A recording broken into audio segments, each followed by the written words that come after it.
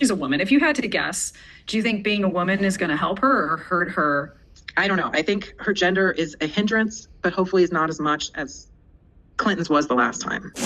Welcome back to Battleground. Our friend Elizabeth Jarosz, market research expert with Ipsos, talked to some undecided voters on our behalf this week. Elizabeth, good to see you again.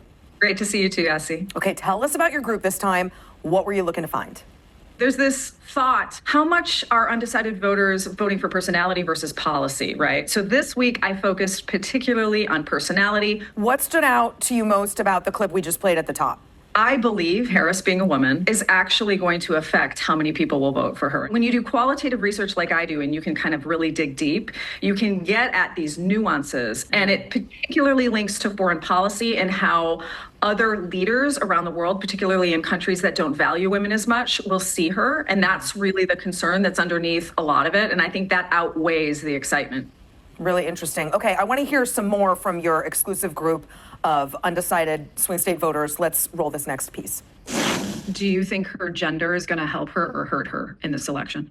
To be honest, I think it's gonna hurt her. I mean, just from what I see with what people say, a lot of men, I believe, are not ready for a woman. The vice president, Harris, she's not ready to be the leader of our country. She is not. It just wears me out to listen to her. A lot of this is people leaning into negative vibes that they have because they really just don't want to elect a woman.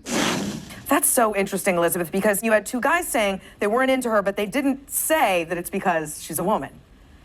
Yeah, that's pretty much how it goes. I mean, it's hard to admit that you're afraid to vote for someone because of their gender in 2024, right? And so it really is a matter of like digging deep in the interviews, and it'll come up in other ways. Like they will say she's unqualified, for example. And so I'll say, well, that's interesting because, you know, she was attorney general, she was a senator, she was vice president.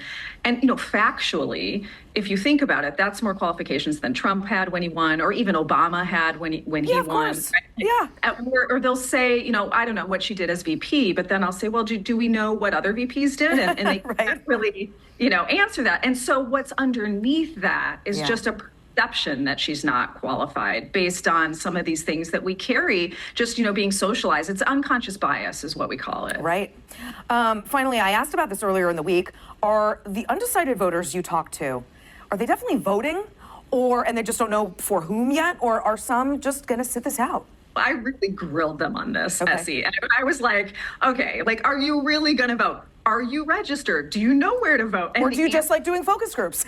Yes. And the answers were always yes. They're adamant they're going to vote. Okay. You know, it'll be fun to do some interviews after the fact and say, well, what finally made you decide? Oh, right? we're gonna. And we're gonna hope that you do too, and then come talk to us. Elizabeth Jarosz from Ipsos. Thanks as always. This was great. Good to see you.